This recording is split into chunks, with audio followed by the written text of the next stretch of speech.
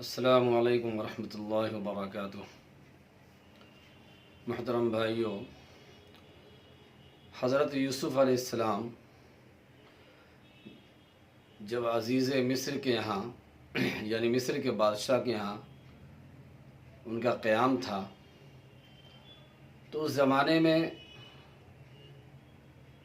ان کے اوپر ایک الزام لگا تھا۔ وہ یہ تھا کہ انہوں نے نعوذ باللہ مصر کے بادشاہ کی بیوی کے ساتھ برائی کرنا چاہا۔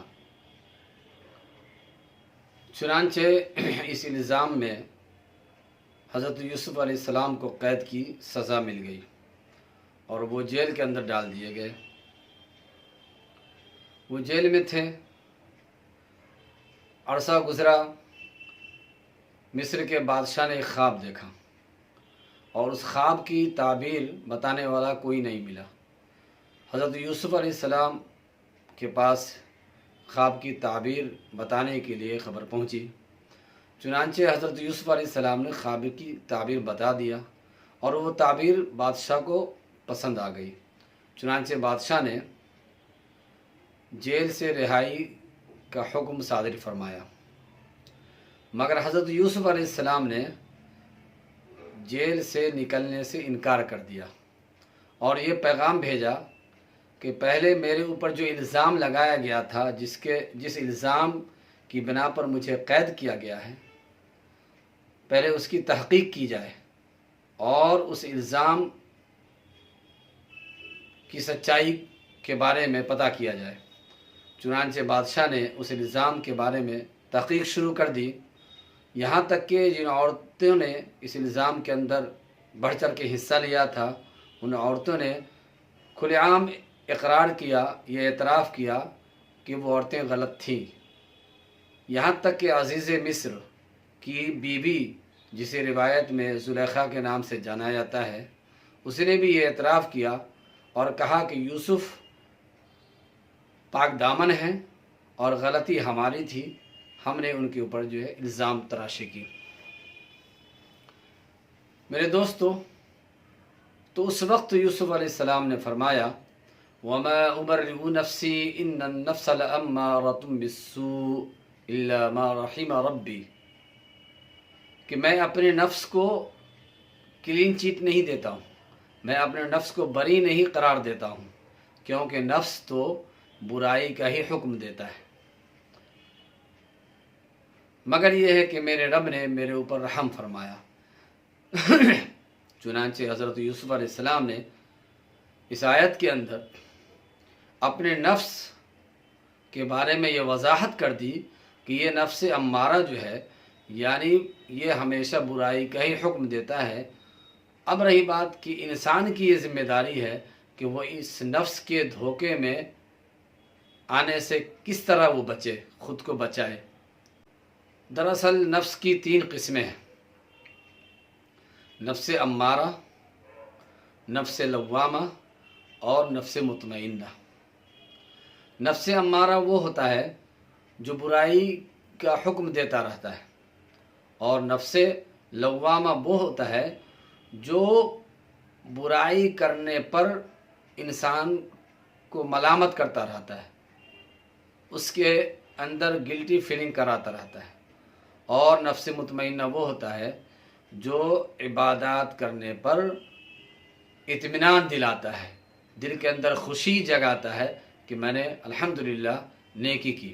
اس کے لیے میں نے ایک عملی طریقہ بتایا تھا کہ ایک چارٹ تیار کر لی جائے عبادات کی، نیکیوں کی، تاکہ اس چارٹ کے مطابق ہمارے رمضان کے ایک ایک دن کا عمل درج ہوتا رہے اور ہماری کوتاہیاں اور ہماری خوبیاں سامنے خود ہمارے آ جائیں۔ اللہ تبارک و تعالی نے فرمایا، وَذَكِّرْ فَإِنَّ الذِّكْرَىٰ تَنفَعُ الْمُؤْمِنِينَ، تم یاد دہانی کراتے رہو، کیونکہ یاد دہانی کرانا مومنوں کو فائدہ دیتا ہے۔ چونکہ ہم سب مومن ہیں، اس لیے اس ذمہ داری کے تحت یہ دراصل سبق یاد کرانا ہے، بھولا ہوا سبق۔ اصل سبق ہمارا وہ ہے جو اللہ تعالیٰ نے ہمیں دیا، اور اس کی وضاحت قرآن کریم کے اندر فرمایا، وما خلقت الجن والانس الا لیعبدون، کہ میں نے انسان اور جنات کو صرف اپنی عبادت کے لیے پیدا کیا۔ یہ ہے ہمارا سبق، اور اسی سبق کو دے کر کے مجھے دنیا کے اندر، ہم آپ کو سب کو دنیا کے اندر بھیجا گیا، کہ ہمیں صرف اور صرف دنیا کے اندر عبادت کے مقصد کے تحت بھیجا گیا ہے۔ تو یہ اصل مقصد ہے۔ دوسری چیزیں دنیاوی ضروریات کو پورا کرنے کے لیے جو چیزیں ہیں وہ اس کے تابع ہیں، اس مقصد کے تابع ہے، لیکن اصل ہمارا مقصد اللہ کی عبادت ہے، اللہ کی بندگی ہے۔ ہماری ذمہ داری ہے کہ ہم اس بندگی پر پورے اتریں، اللہ کا بندہ، سچا بندہ بنے۔ خصوصاً یہ جو رمضان کا مہینہ، اس کا تعلق قرآن کریم سے ہے۔ قرآن کریم کی تلاوت میں ہم سے غفلت ہوتی ہے۔ ہم میں سے بہت سارے لوگ ایسے ہوتے ہیں جو تراویح سے محروم ہوتے ہیں، جنہیں تراویح پڑھنے کی توفیق نہیں ہوتی، تراویح کے اندر ایک قرآن سننے کی توفیق نہیں ہوتی، اور یوں ہی یہ مہینہ گزر جاتا ہے۔ ان کی زندگی میں ہر سال یہ مہینہ آتا ہے مگر وہ گزر جاتا ہے۔ یہ ہماری بد نصیبی ہے۔ ہمیں چاہیے کہ اس آفر کا فائدہ اٹھاویں، تراویح میں ہم شریک ہوں، پورے رمضان تراویح پڑھیں۔ قیام اللیل جسے کہا گیا ہے، اس قیام اللیل کو اللہ تعالیٰ نے نفل قرار دیا ہے، جیسا کہ حدیث کے اندر وضاحت ہے، اور دن کے روزہ رکھنے کو فرض قرار دیا ہے۔ اسی طریقے سے ایک اور وضاحت یہ ہے کہ بہت سارے لوگ ایسے ہوتے ہیں جنہیں صحیح معنوں میں عذر ہوتا ہے، وہ بیمار ہوتے ہیں اور وہ روزہ نہیں رکھتے، تو یہ شریعت کی طرف سے اجازت ہے، چھوٹ ہے کہ وَمَنْ كَانَ مِنْكُمْ مَرِيضًا أَوْ عَلَى سَفَرٍ فَعِدَّةٌ مِّنْ أَيَّامٍ أُخَرَ، جو تم میں کا کوئی مریض ہو تو اس مرض کی وجہ سے اگر وہ روزہ نہیں رکھ سکتا ہو تو نہ رکھے، رمضان گزر جانے کے بعد جب وہ اچھا ہو جائے تو روزہ رکھے، تو مریض کے لیے اجازت ہے۔ لیکن بعض لوگ ایسے ہوتے ہیں جو مریض ہونے کا بہانہ کرتے ہیں۔ دوستو، یہ بہانہ ہے، اس بہانے میں خود ہم دھوکہ کھاتے ہیں۔ ہم سمجھتے ہیں کہ شاید ہمارا پڑوسی، ہمارے محلے کے لوگ، ہمارے ملنے جلنے والے وہ دھوکہ میں پڑ رہے ہیں۔ نہیں دوستو، دراصل دھوکہ ہم خود کو دے رہے ہیں، اپنی ذات کو دے رہے ہیں، اپنے نفس کو دے رہے ہیں، اپنے لیے ہم خسارے کا سودا کر رہے ہیں۔ کیونکہ اگر ہم بیمار نہیں ہیں، کوئی عذر نہیں ہے، اور اتنے متبرک مہینے میں ہم رمضان کا روزہ چھوڑ دیتے ہیں، تو یہ ہم سے بڑا بد نصیب کوئی نہیں ہوگا۔ دوستو، روزہ بالکل رکھیں، اگر کوئی عذر نہیں ہے تو رکھیں۔ پتہ نہیں روزہ کا یہ مہینہ کسے نصیب ہو، کسے نہیں نصیب ہو، کون جانتا ہے۔ اس لیے برائے مہربانی اپنے آپ کو دھوکہ نہ دیں۔ اگر کوئی عذر نہیں ہے تو روزہ ضرور رکھیں، اگر عذر ہے تو بعد میں جب عذر اور وہ بیماری ختم ہو جائے تو اس کی قضا رکھ لیں۔ جو لوگ روزہ نہیں رکھتے ہیں، خواہ وہ عذر کی وجہ سے نہ رکھیں یا ایسے ہی عذر کا بہانہ بنا کر کے روزہ نہ رکھیں، نہیں رکھتے ہیں، مگر ان کے اندر یہ کمی دیکھی جاتی ہے کہ وہ سر عام کھاتے پیتے نظر آتے ہیں، ایک غیر روزے دار کی طرح۔ جیسے عام 11 مہینے میں ان کی ایکٹیویٹی ہوتی ہے، اسی طریقے سے وہ اس رمضان میں بھی اس طرح کی ایکٹیویٹی کرتے ہیں۔ ایسا نہیں کرنا چاہیے۔ انہیں خود کے اندر، دل کے اندر یہ شرم محسوس ہونی چاہیے کہ ہم رمضان کی اور روزے کی قدر نہیں کرتے، روزے داروں کی قدر نہیں کر رہے ہیں، تو روزے داروں کی قدر کیجیے، کم سے کم کھلم کھلا کھانا پینا نہیں کیجیے۔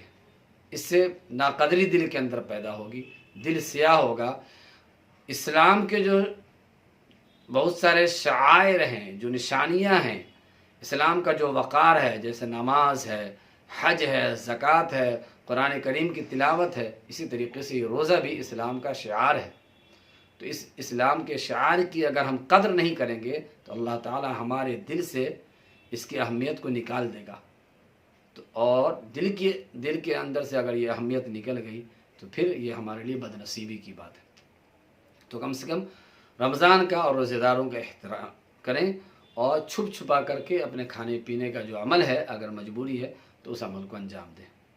دوستو، اگر ہم عبادت گزار ہیں، اگر ہم روزہ رکھتے ہیں، اگر ہم قرآن کریم کی تلاوت کرتے ہیں، تو یہ ہم اللہ پہ احسان نہیں کرتے۔ قرآن کریم کے اندر بھی فرمایا یمنون علیک ان اسلموا قل لا تمنوا علی اسلامکم بل اللہ یمن علیکم ان ہداکم للایمان ان کنتم صادقین، کہ اے محمد صلی اللہ علیہ وسلم وہ لوگ احسان جتلاتے ہیں اسلام لانے پر، آپ ان سے کہہ دیجئے کہ تم احسان مت جتلاؤ، بلکہ اللہ کا تمہارے اوپر احسان ہے کہ اس نے تم کو ایمان کی دولت اور اس کی ہدایت دی اور تم ایمان سے سرفراز ہوئے، تو یہ اللہ کا احسان مانو اگر تم صحیح معنوں میں سچے ہو تو۔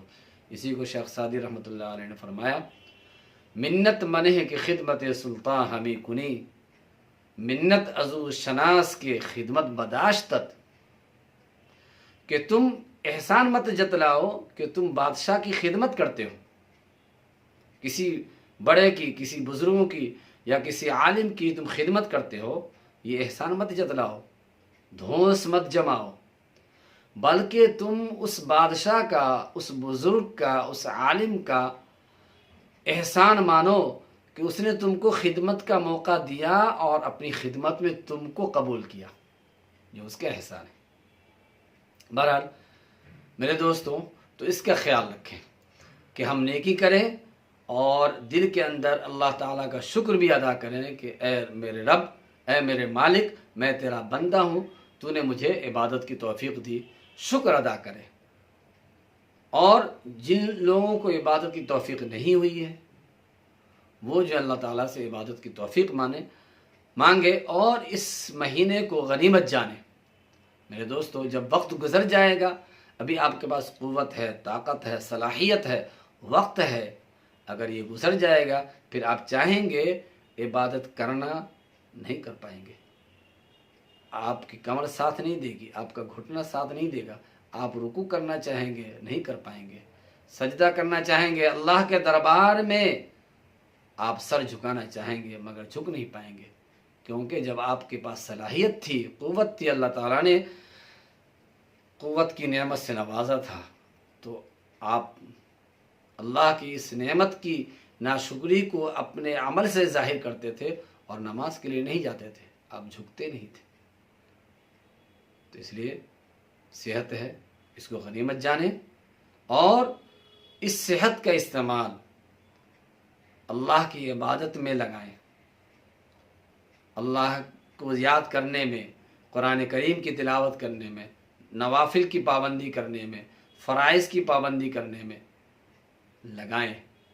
یہ آپ ہی کی کھیتی ہے، دراصل یہ آپ اپنے لیے بینک بیلنس جمع کریں گے، اس میں کسی کا کوئی فائدہ ہونے والا نہیں ہے، نہ تو اللہ کا فائدہ ہونے والا ہے اور نہ ہی آپ کے گھر والوں کا، آپ کے رشتہ داروں کا، آپ کے دوست و احباب کا، کسی کا فائدہ ہونے والا نہیں ہے، صرف آپ کا فائدہ ہوگا اگر آپ نیک بنتے ہیں، اللہ کے برگزیدہ بندے بنتے ہیں، اللہ کے عبادت گزار بندے بنتے ہیں، اللہ کی عبادت کرتے ہیں، اپنے آپ کو نیک بناتے ہیں، برائیوں سے دور رہتے ہیں، برائیوں سے بچتے ہیں، تو یہ آپ کا فائدہ ہے، کسی دوسرے کا فائدہ نہیں، یہ آپ کو کام آنے والا ہے، دوسرے کو کام نہیں آئے گا۔ میرے دوستو، تو اس مہینے کو غنیمت جان کر کے اب بھی وقت ہے، آج سے ہی لگ جائیں، جتنی بھی عبادت ہو سکتی ہے ہم قربانی دیں، اپنی نیند کی قربانی دیں، اپنے وقت کی قربانی دیں، اپنے آرام کی، اپنی خواہشات کی قربانی دیں، اور اس قربانی کے ذریعے سے ہم اللہ تعالیٰ کی عبادت کر کے اللہ کے مقرب بندہ بننے کی کوشش کریں، تاکہ اللہ تعالیٰ کے نزدیک جب ہم حاضر ہوں، جب ہم پیش ہوں تو ہم سرخرو رہیں، اللہ تعالیٰ کو اپنا منہ دکھا سکیں۔ بہرحال میرے دوستو، اس رمضان کے بارے میں آپ نے سنا ہوگا کہ جب رمضان کا مہینہ شروع ہوتا ہے، حدیث پاک کے اندر آیا کہ جب رمضان کا مہینہ شروع ہوتا ہے تو اللہ تعالیٰ جنت کے دروازے کھول دیتے ہیں۔ حضرت ابو ہریرہ رضی اللہ تعالیٰ عنہ کی روایت ہے کہ رسول اللہ صلی اللہ علیہ وسلم نے فرمایا کہ فتحت ابواب الجنہ وغلقت ابواب النار وصفدت الشیاطین، یہ بخاری شریف کی روایت ہے کہ رمضان کا مہینہ آتا ہے تو جنت کے دروازے کھول دیے جاتے ہیں اور جہنم کے دروازے بند کر دیے جاتے ہیں اور شیاطین قید کر دیے جاتے ہیں، لیکن جب سوال یہ پیدا ہوتا ہے کہ شیطان قید کر دیے جاتے ہیں تو پھر ہم گمراہی میں کیوں ہوتے ہیں؟ ہم سے بدعمالیاں کیوں ہوتی ہیں؟ ہم سے برائیاں کیوں ہوتی ہیں؟ ہم سرکشی کیوں کرتے ہیں رمضان کے اندر جب شیطان قید میں ہے؟ تو دراصل میرے دوستو، شیطان قید میں ہے، ہم نہیں ہیں قید میں. ہم یعنی ہمارا نفس قید میں نہیں ہے، ہماری خواہش قید میں نہیں ہے. یہ نفس آزاد ہے، اس لیے کہ اس نفس کے اوپر یہ آپ کا قبضہ ہے، آپ اس کو ہینڈل کرتے ہیں. تو یہ نفس یہ خواہش یہ قید میں نہیں ہے، اس کو کنٹرول کرنا ہم آپ کی ذمہ داری ہے. اسی کو بولتے ہیں نفس امارہ. یہ نفس امارہ آپ کو بھٹکاتا ہے، برائیوں کی راہ دکھاتا ہے، اس راہ کے اوپر چلاتا ہے اور آپ کی واہواہی کرتا ہے. شیطان تو قید میں ہے رمضان میں، لیکن پھر بھی انسان سے برائیاں ہوتی ہیں اس رمضان کے اندر بھی. تو یہ نفس ہمارا کراتا ہے. اسی نفس امارہ کے بارے میں حضرت یوسف علیہ السلام اتنے بڑے نبی اور نبی کے بیٹے، انہوں نے کہا وما ابرئ نفسی، میں اپنے نفس کو بے گناہ ثابت نہیں کر سکتا، اس کو کلین چٹ نہیں دے سکتا. ان النفس لامارۃ بالسوء، یہ تو نفس ہمیشہ برائی کی طرف آمادہ کرتا رہتا ہے، اس برائی کی طرف ابھارتا رہتا ہے. تو میرے دوستو، ضرورت یہ ہے کہ اس نفس پر ہم کنٹرول کریں، اور یہ اس کنٹرول کرنے کا یہ اچھا موقع ہے، اچھا موسم ہے رمضان کا مہینہ. ہم عبادت کی طرف لگیں تو انشاءاللہ ہمارا نفس ہمارے کنٹرول میں رہے گا، گناہوں سے ہم بچیں گے. اور جب گناہوں سے بچیں گے، نفس امارہ کو کنٹرول میں کریں گے، اس کی خواہش کے مطابق اگر ہم نہیں چلیں گے، برائیوں کی راہ پر ہم نہیں چلیں گے، تو پھر کیا ہوگا؟ ہم آ جائیں گے نفس لوامہ کی طرف، ہمارا مقام بلند ہوگا. جب نفس امارہ پر ہم کنٹرول کر لیں گے تو نفس لوامہ کی طرف ہم بڑھیں گے. یعنی اگر چاہے نہ چاہے کوئی برائی کی خواہش ہوگی بھی یا اس کی طرف قدم اٹھے گا بھی، تو ہمارا جو نفس ہے، نفس لوامہ، وہ ہمیں روکے گا، وہ ہمیں ملامت کرے گا کہ کیا کر رہے ہو، بچو، غلط ہے، یہ اللہ کی نافرمانی ہے، یہ رسول اللہ کی سنت کے خلاف ہے، یہ مسلمانوں کی شان نہیں ہے، یہ مومن کی شان نہیں ہے، تم اس سے بچو. تو کوئی بھی غلط قدم اگر ہمارا اٹھے گا تو اس وقت ہمارا نفس لوامہ ہمیں ملامت کرے گا. تو یہ کیوں کرے گا؟ اس لیے کہ ہم نفس امارہ پر کنٹرول کیے ہوئے ہیں، اس کے بہکاوے میں ہم نہیں ہیں، بلکہ اس کو ہم کنٹرول کیے ہوئے، تو ہمارا مقام آگے بڑھے گا. نفس لوامہ جو ہے وہ بار بار ہماری ملامت کرے گا، تو وہ ہمیں بچائے گا. اب نفس لوامہ کے ملامت کرنے پر ہم بچ جاتے ہیں، گناہوں سے، برائیوں سے، ہر طرح کی خرابیوں سے بچتے اور اپنی زندگی گزارتے رہتے ہیں. تو پھر ہمارا مقام اور بلند ہوتا ہے، اور وہ ہوتا ہے ہمیں نصیب ہوتا ہے نفس مطمئنہ. یعنی عبادت میں، اللہ کو یاد کرنے میں، نیکی کرنے میں ہمیں مزہ آتا ہے. اور کوئی بھی نیکی کرتے ہیں، چھوٹی ہو یا بڑی، اس نیکی کے کرنے کی چاہت ہمیں پیدا ہوتی ہے، اور ہمارے دل کے اندر ایک مٹھاس، ایک مزہ، ایک لطف آتا ہے، اور وہ نیکی کر کے ہمیں اطمینان ملتا ہے، سکون ملتا ہے، خوشی محسوس ہوتی ہے. وہی ہے نفس مطمئنہ. یعنی جو نیکی ہم کرتے ہیں اس پر ہمارا نفس اطمینان کا اظہار کرتا ہے، وہ ہمیں شاباشی دیتا ہے، ہماری پیٹھ تھپ تھپاتا ہے. تو میرے دوستو، دراصل یہ مہینہ ہے یہی نفس کے سفر کا. نفس امارہ، اس پر ہم کنٹرول کریں، اس سے بچیں، پھر مقام آئے گا نفس لوامہ، وہ ہماری رہنمائی کرے گا، برائیوں پر ہماری ملامت کرے گا، بچاتا رہے گا. اس کے بعد آتا ہے نفس مطمئنہ. جب ہم نیکیاں کرتے رہیں گے، ہمیں ایک چاشنی ملے گی، ایک مزہ آئے گا، پھر ہماری زندگی انشاءاللہ زندگی بھی اچھی بنے گی اور آخرت بھی اچھی بنے گی۔ تو یہ وقت ہے اپنی آخرت کو، اپنی دنیا کو اچھی بنانے کا۔ میرے دوستو، اس کو غنیمت جانیں اور ہم آپ سب اس کوشش میں رہیں کہ ہمیں اپنی اصلاح کرنی ہے، اپنے اوپر کام کرنا ہے، ہمیں نیک بننا ہے، ہمیں اللہ کا بندہ بننا ہے۔ یہ ہم طے کر لیں اپنے دل کے اندر بھی۔ لوگ کیا کہیں گے وہ جانے دیجئے، اپنے دل کے اندر ہم یہ طے کر لیں اور اللہ کی عبادت کا کوئی موقع ہاتھ سے جانے نہ دیں۔ میرے دوستو، وقت جو بہت قیمتی ہے، عمر بہت قیمتی ہے، زندگی بہت قیمتی ہے، اس کا بھرپور فائدہ اٹھا لیں۔ اللہ تعالیٰ کہنے سننے سے زیادہ عمل کی توفیق عطا فرمائے۔ فقط والسلام۔